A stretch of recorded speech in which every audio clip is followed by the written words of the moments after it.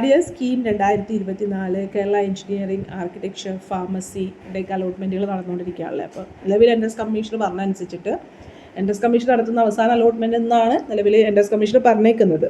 പിന്നെ സ്പോട്ടായിരിക്കും എന്നുള്ളത്, DT നടത്തുന്ന സ്പോട്ടായിരിക്കും എന്നുള്ളതാണ് പറഞ്ഞേക്കുന്നത്. സോ ഈ അലോട്ട്മെൻറ്റ് കിട്ടാത്തവരൊന്നും വിഷമിക്കുകയൊന്നും വേണ്ട. അതായത് നമ്മൾക്ക് നമ്മുടെ കേരളത്തിൽ നമുക്ക് ആവശ്യമുള്ളത് എഞ്ചിനീയറിംഗ് കോളേജുകളും സീറ്റുകളും ഉണ്ട്.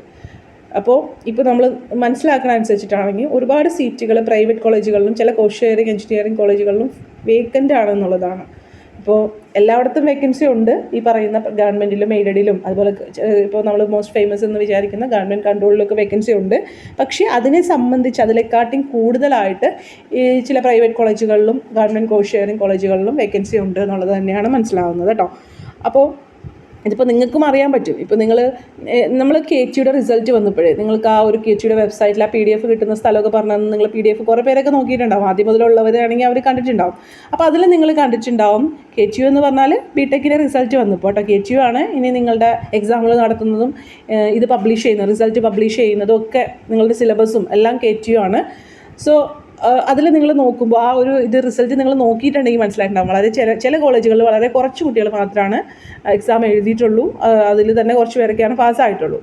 അപ്പോൾ അതിന് കാരണം ഇതാണ്, സീറ്റുകൾ വേക്കൻസി ഉള്ളതുകൊണ്ട് തന്നെയാണ് അങ്ങനെ വന്നേക്കുന്നത്. ആ കോളേജുകളിലൊന്നും അത്രയും കുട്ടികളെ അഡ്മിഷൻ എടുത്തിട്ടുള്ളൂ. പിന്നെ ചിലവരെന്തെങ്കിലും കാരണം കൊണ്ട് പിരിഞ്ഞു പോയവരുണ്ടാവാം. അപ്പോൾ അതൊക്കെ കൊണ്ടാണ് ഈ കീം എഴുതാത്തവർക്കും എഞ്ചിനീയറിംഗ് അഡ്മിഷൻ എന്നുള്ള ആ ഒരു ഇതിലേക്ക് ഈ പറയുന്ന പ്രൈവറ്റ് കോളേജുകളും ചില കോസ്റ്റ് ഷെയറിംഗ് എഞ്ചിനീയറിംഗ് കോളേജുകളും റിക്വസ്റ്റ് ചെയ്തതനുസരിച്ചിട്ട് ഗവൺമെൻറ് അത് സമ്മതിച്ചേക്കുന്നത്. കീം എഴുതാതെയും കഴിഞ്ഞ വർഷം മുതൽ എഞ്ചിനീയറിംഗ് അഡ്മിഷൻ എടുക്കാൻ പറ്റുന്നത്. ഓക്കെ. അപ്പോൾ അപ്പോൾ നമുക്ക് പ്രശ്നം വരുന്നത് എന്താണെന്ന് വെച്ചാൽ ഞാൻ പറയാമല്ലോ, ഇപ്പോൾ ഓൾറെഡി നമുക്ക് ആവശ്യത്തിന് സീറ്റുകളുണ്ട്. പക്ഷേ നമുക്ക് പ്രശ്നം വരുന്നത് എന്താണെന്ന് വെച്ചിട്ടുണ്ടെങ്കിൽ നമ്മൾ ആഗ്രഹിക്കുന്ന ഒരു കോളേജിൽ നമ്മൾ ആഗ്രഹിക്കുന്ന ഒരു സീറ്റ് എടുക്കുക എന്നുള്ളതാണ്. നമ്മുടെ ഓപ്ഷൻസും റാങ്കൊക്കെ അനുസരിച്ചിട്ടാണ്. അപ്പോൾ എന്തായാലും വെയിറ്റ് ചെയ്യുക. പിന്നെ ഇവിടെ ഇപ്പോൾ പറയാനുള്ള എന്തെന്ന് വെച്ചിട്ടുണ്ടെങ്കിൽ, നമ്മളിപ്പോൾ ഈ മെഡിക്കൽ അലോട്ട്മെൻറ്റ് അല്ലേ, അത് വലിയൊരു കാര്യമാണ് സീറ്റിൻ്റെ ഇതിന് അനുസരിച്ചിട്ട്. കുറേ കുട്ടികൾ മെഡിക്കൽ അലോട്ട്മെൻറ്റ് എടുക്കാൻ ആഗ്രഹിക്കുന്ന, അല്ലെങ്കിൽ MBBSനും BDSനും അഡ്മിഷൻ എടുക്കാൻ ആഗ്രഹിക്കുന്ന കുറച്ച് കുട്ടികൾ എഞ്ചിനീയറിങ്ങിനോ ഫാർമസിക്കോ ഒക്കെ അഡ്മിഷൻ എടുത്തിട്ടുണ്ട്. അപ്പോൾ അവർ പോയാലാണ് ആ സീറ്റ് വേക്കൻസി വരുള്ളൂ. അപ്പോൾ കുറേ റിക്വസ്റ്റ്, അല്ലെങ്കിൽ നമ്മളൊക്കെ ആഗ്രഹിക്കുന്ന, നമ്മളാണെങ്കിലും നമ്മളെ കൊണ്ട് പറ്റുന്ന വിധത്തിലൊക്കെ റിക്വസ്റ്റുകളൊക്കെ ചെയ്തിട്ടിട്ടുണ്ട്.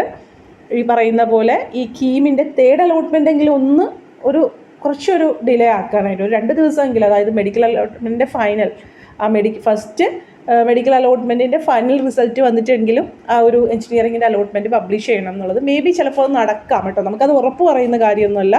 ഞാനിങ്ങനെ പറഞ്ഞിട്ട് നടന്നില്ലല്ലോ എന്ന് നിങ്ങൾ പറയരുത്.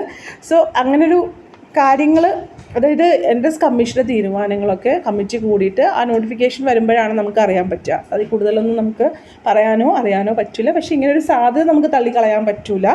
ഈ പറഞ്ഞ ഡേറ്റിൽ ഇപ്പം നമുക്ക് നിലവിൽ 28-ാം തീയതി വരും അല്ലേ, 28-ാം തീയതി ഒരു താൽക്കാലിക അലോട്ട്മെൻറ്റ് വരും എന്നുള്ളതാണ് പറഞ്ഞേക്കുന്നത്. ചിലപ്പോൾ അത് ഒരു 1-2 ദിവസം പുറകിലേക്ക് വരാം. അതായത് മെഡിക്കലിൻ്റെ ഫൈനൽ അലോട്ട്മെൻറ്റ് വന്നിട്ട് വരുവാണെങ്കിൽ കുറച്ചും കൂടി ബെറ്റർ ആയിരിക്കും. ശരിക്കും ആഗ്രഹിക്കുന്നത് മെഡിക്കലിൻ്റെ 2 അലോട്ട്മെൻറ്റെങ്കിലും കഴിഞ്ഞിട്ട് വരണം എന്നുള്ളതാണ്. കാരണം ഈ നമ്മുടെ കേരളത്തിലെ റാങ്ക് എടുത്ത് നോക്കുവാണെങ്കിൽ ഇപ്പോൾ ആദ്യം കുറച്ച് കുട്ടികൾ നല്ല റാങ്കിൽ വന്നിട്ടുണ്ട്, ആദ്യത്തെ റാങ്കുകളിൽ വന്നിട്ടുണ്ട്. പക്ഷേ റിപ്പീറ്റ് ചെയ്തേക്കുന്നവരെയൊക്കെ എടുത്ത് നോക്കുമ്പോൾ നമുക്ക് മനസ്സിലാവുന്നത് അവർ കഴിഞ്ഞ വർഷം വന്ന റാങ്കിനെക്കാട്ടി കുറച്ചും കൂടി പുറകിലേക്കുള്ള റാങ്ക്, അല്ലെങ്കിൽ കഴിഞ്ഞ വർഷം 560 കുട്ടി ഈ വർഷം 400-ലൊക്കെയാണ് വന്നേക്കുന്നത്. അങ്ങനെയൊക്കെ നമുക്ക് കാണാൻ പറ്റുന്നത്. അപ്പോൾ കുറച്ച് ഈ നീറ്റിൻ്റെ കുറേ പ്രശ്നങ്ങൾ നമ്മൾ കണ്ടതാണല്ലോ. അപ്പോൾ അത് അവരുടെ കുഴപ്പമല്ല, അവരുടെ നടത്തിപ്പിൻ്റെ എക്സാം നടത്തിപ്പ് ആളുകളുടെ കുറേ പ്രശ്നങ്ങളൊക്കെ തന്നെയാണല്ലോ. അത് കുട്ടികളുടെ കുഴപ്പമായിട്ട് നമുക്ക് കരുതാനൊന്നും പറ്റുമൊന്നുമില്ല. അവർ അത്രയും ഹാർഡ് വർക്ക് അതിന് വേണ്ടി ചെയ്തിട്ടുണ്ട് എന്നുള്ളത് നമുക്കറിയാൻ പറ്റുന്നുണ്ട്.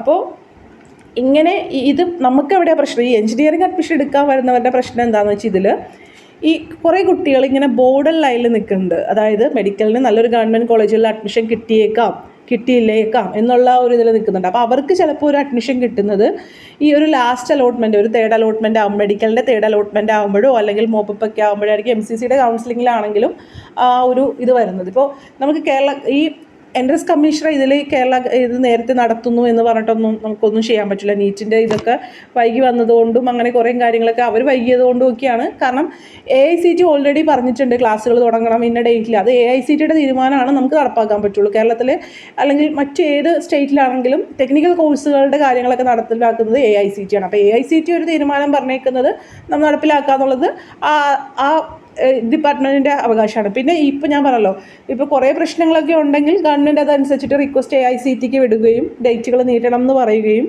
അത് AICTE നമുക്കത് ഓക്കെ ആക്കി തരുവാണെങ്കിൽ അതനുസരിച്ചിട്ട് അഡ്മിഷൻ പ്രൊസീജിയറൊക്കെ നീണ്ട് 2-3 വർഷങ്ങൾക്ക് മുമ്പ് ഇതുപോലെ നീറ്റിൻ്റെ ഭയങ്കര പ്രശ്നം ഉണ്ടായപ്പോഴും ആ ഒരു ടൈമിൽ എഞ്ചിനീയറിങ്ങിൻ്റെ കാര്യങ്ങളൊക്കെ കുറച്ച് ഓക്കെ, നീറ്റിൻ്റെ മാത്രമല്ല നമ്മുടെ CBSEയുടെ ഒരു റിസൾട്ടിൻ്റെ പ്രശ്നമൊക്കെ ഉണ്ടായപ്പോഴൊക്കെ അങ്ങനെയൊക്കെ വന്നിട്ടുണ്ടായിരുന്നു.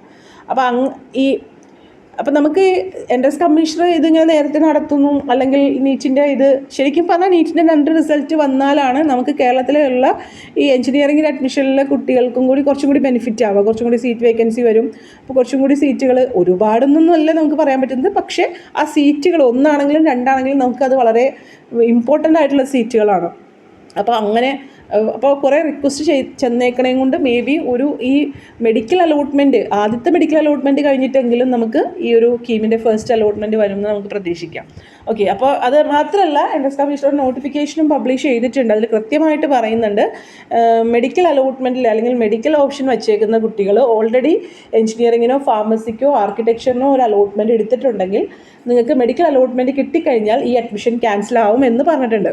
അപ്പോൾ ഓട്ടോമാറ്റിക്കായിട്ട് ആ ക്യാൻസൽ ആവുന്ന സീറ്റിലേക്ക് നമ്മൾ വച്ചേക്കുന്ന, അതായത് എഞ്ചിനീയറിംഗ് സ്റ്റുഡൻസിന് റാങ്ക് അനുസരിച്ചിട്ട് അലോട്ട്മെൻറ്റ് വരും. അപ്പോൾ അതുകൊണ്ട് അങ്ങനെ ഒരു പ്ലസ് പോയിൻറ്റും കൂടി എഞ്ചിനീയറിംഗ് സ്റ്റുഡൻസിന് അതിൽ നിന്ന് കിട്ടിയിട്ടുണ്ട്. അപ്പോൾ മെഡിക്കൽ സ്റ്റുഡൻസ് ശ്രദ്ധിക്കേണ്ട ഒരു കാര്യം, നിങ്ങൾക്ക് കിട്ടിയേക്കുന്ന ഓപ്ഷനെക്കാട്ടി നല്ലതായിരിക്കണം മെഡിക്കൽ വെക്കേണ്ടത് എന്നുള്ളത് ഒരു കാര്യമാണ്.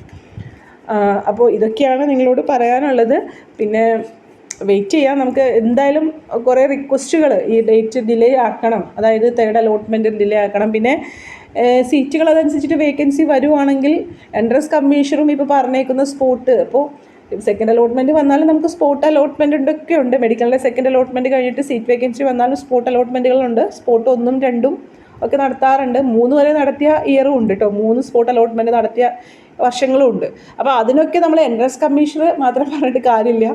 AICTE ഡേറ്റ് എക്സ്റ്റെൻഡ് ചെയ്താലാണ്, അല്ലെങ്കിൽ ഇന്ന ദിവസത്തിനുള്ളിൽ ആ ഒരു ഇത് ഫില്ല് ചെയ്യണം എന്നൊക്കെ ഉള്ള റെസ്ട്രിക്ഷൻസ് നമ്മൾ ഓൾറെഡി AICTEയുടെ കലണ്ടറൊക്കെ വീഡിയോ ചെയ്തില്ലേ, അപ്പോൾ അതിലൊക്കെ പറയുന്ന ഡേറ്റുകളൊക്കെ നിങ്ങൾ കണ്ടിട്ടുണ്ടാവുമല്ലോ. സോ അതുകൊണ്ടാണ് ഇങ്ങനെയുള്ള കാര്യങ്ങളൊക്കെ വരുന്നത്. എന്തായാലും ഈ നീറ്റിൻ്റെ ഒരു പ്രശ്നം എല്ലാ സ്റ്റേറ്റുകൾക്കും ബാധിച്ചേക്കണതാണ്. അപ്പോൾ എല്ലാ സ്റ്റേറ്റുകളും AICTEക്ക് റിക്വസ്റ്റ് ചെയ്യുവാണെങ്കിൽ AICTEക്ക് എന്തെങ്കിലും മാറ്റങ്ങളുണ്ടെങ്കിൽ അതനുസരിച്ചിട്ട് എൻട്രൻസ് കമ്മീഷനർക്കും മാറ്റങ്ങൾ വന്നേക്കാം. അല്ലാതെ നമുക്ക് വേറെ ഒന്നും പ്രതീക്ഷിക്കാനില്ല. പിന്നെ റിക്വസ്റ്റുകളും ഇതനുസരിച്ചിട്ട് ചെല്ലണം അനുസരിച്ചിട്ട് എന്തെങ്കിലും മാറ്റങ്ങൾ പ്രതീക്ഷിക്കാമെന്ന് മാത്രമേ നമുക്ക് പറയാൻ പറ്റുള്ളൂ കേട്ടോ. Take care, stay blessed. Thank you.